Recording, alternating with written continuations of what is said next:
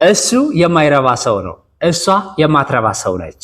በሱ በጥባጭ ነው፣ እሷ በጥባጭ ነች ማለት ስንፈልግ አይረሴ ቀን ነው ያሳለፍኩት፣ አይረሴ ቀን ነው ያሳለፍኩት ማለት ስንፈልግ ሰርጌ ለኔ አይረሴ ቀን ነው፣ ሰርጌ ለኔ አይረሴ ቀን ነው ማለት ስንፈልግ እሱ መጥፎ ሰው ነው፣ እሱ መጥፎ ሰው ነው ማለት ስንፈልግ ከንቱ ውዳሴ አታብዛ፣ ዝም ብለህ ሰዎችን አትካብ ማለት ስንፈልግ በእንግሊዘኛ እነኚህና የመሳሰሉትን በዚህ ክላስ መጨረሻ እናያለን።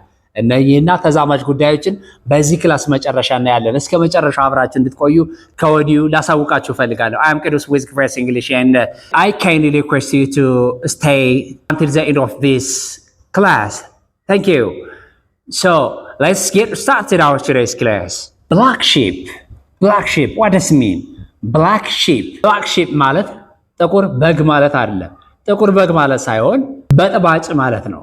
የማይረባ ማለት ነው። good for nothing good for nothing ማለት ነው። የማይረባ ሰው ለማለት ነው። የማይረባ ስንል በቃ የሆነ የራሱ የሆነ ሰብስታንስ የሌለው ሰው እንደማለት ነው። ሰው አይረባም ማለት ሳይሆን የራሱ የሆነ ሰብስታንስ የሌለው ሰው ከሆነ black sheep እንላለን። let's see it with example. He is a black sheep of the family. He is a black sheep of the family. በቤተሰቡ ውስጥ የማይረባ በቤተሰቡ በጥባጭ የሚባለው ልጅ እሱ ነው። ሌሎቹ ስማርት ናቸው ማለት ነው። በሌላ አባባል ሌሎቹ ስማርት ናቸው ማለት ነው። He is a black sheep of the family. Feel blue. Feel blue. What does it mean? Feel blue. መከፋት፣ ማዘን፣ heartbroken, dejected ምናምን እንደማለት ነው። dejected, heartbroken, sad, blah blah stuff ማለት ነው። Feel blue. She felt blue after her divorce. She felt blue after her divorce. ከተፋታች በኋላ በጣም አዝናለች፣ በጣም ሐዘን ውስጥ ነች ማለት ስንፈልግ የምንጠቀምበት ኤክስፕሬሽን ነው። She felt blue after her divorce. ከፍቺ በኋላ በጣም አዝናለች። ሰርጌ ለኔ የማይረሳ ቀን ነው ለማለት ስንፈልግ ምን እንላለን? ሰርጌ ለኔ የማይረሳ ቀን ነው። እስኪ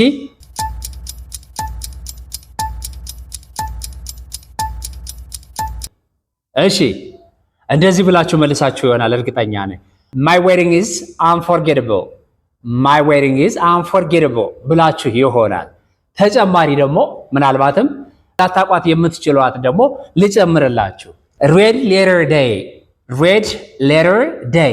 Red letter day ምን ማለት ነው? አይረሴ ቀን ማለት ነው። ለየት ያለ አይረሴ ቀን፣ ለየት ያለ አይረሴ ቀን። For example, my wedding is my red letter day. I will not forget it forever. I will not forget it forever.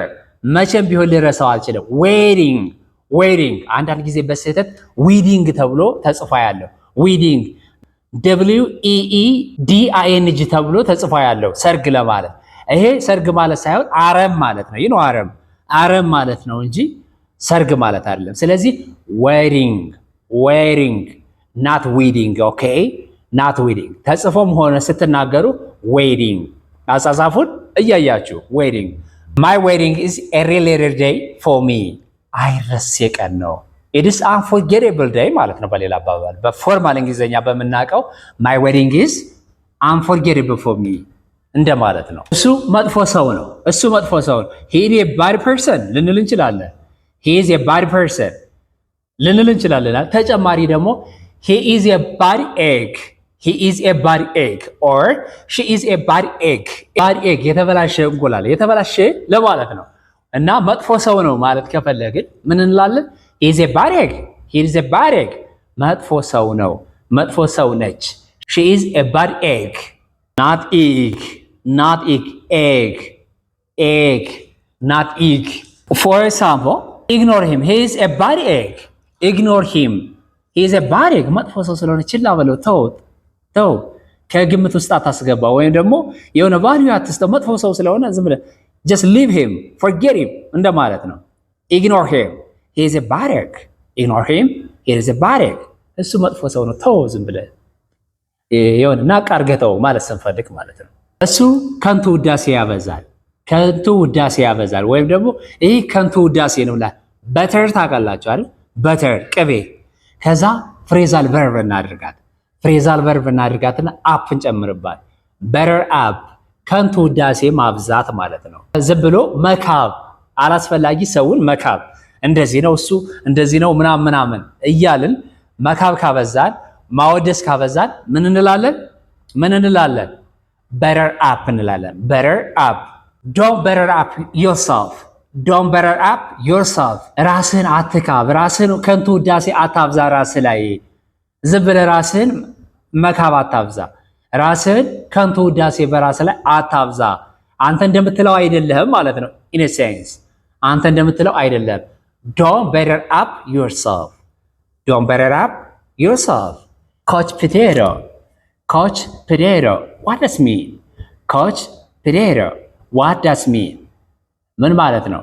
ኮች ፖቴቶ ማለት ሰነፍ ዝፍዝፍ ያለ በቃ ሶፋ ላይ ቁጭ ብሎ ቴሌቪዥን ሲያይ የሚውል ማለት ነው። ኮች ማለት በነገራችን ላይ ምን ማለት ነው?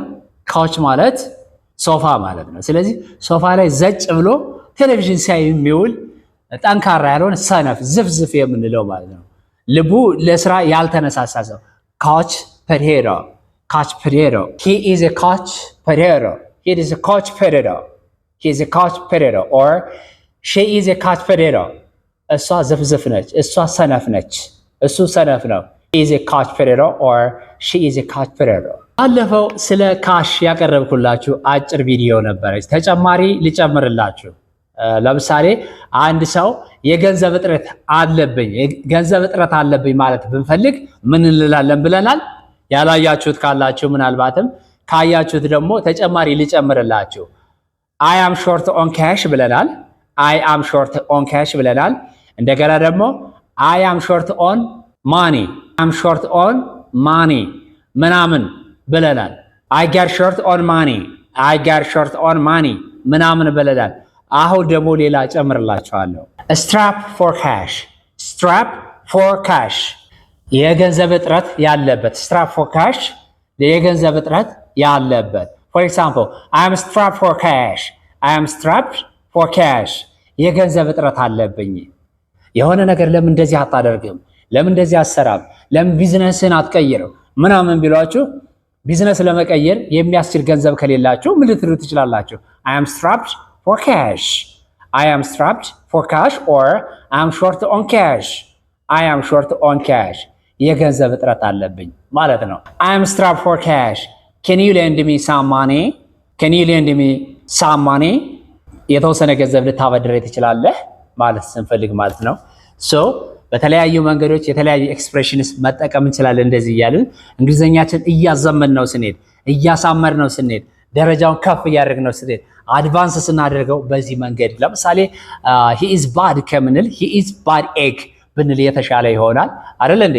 እሱ የማይረባ ሰው ነው። he is good for nothing ከምንል he is black sheep ብንል ትንሽ ከፍና አድቫንስድ የሆነ እንግሊሽ ይሆናል ማለት ነው። he is lazy ከምንል በጣም ሌዚ ከሚለው ደግሞ ረቀቅ ያለ ከፍ ያለ ደረጃ ያለው he is coach potato ተዘፍዝፎ ነው የሚውል he is coach potato ተዘፍዝፎ ነው የሚውል ማለት የሚያስችሉን it is unforgettable day for me ከምንል ትንሽ ከፍ ስናደርገው it is a really day for me እያልን ከፍ ብናደርገው የተሻለ እንግሊዘኛ ይሆንልናል ማለት ነው።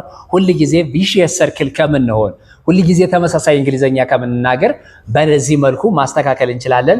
ሼር ማድረጋችሁን፣ ኮሜንት ማድረጋችሁን፣ ላይክ ማድረጋችሁን ድጋሜ ላስታውሳችሁ እወዳለሁ። ቅዱስ ነበርኩ ከግሬስ እንግሊሽ። እጅግ በጣም እንደወደዳችሁ ተስፋ አድርጋለሁ። አዲሱ ዓመት የመጀመሪያው ቀረጻችን ነው። እንደወደዳችሁ አምናለሁ። በትኩስ ኃይል በትኩስ ኤነርጂ ነው የተመለስነው። ከግሬስ ጋር ወደፊት። ግሬስ the ladder of success. Thank you so much.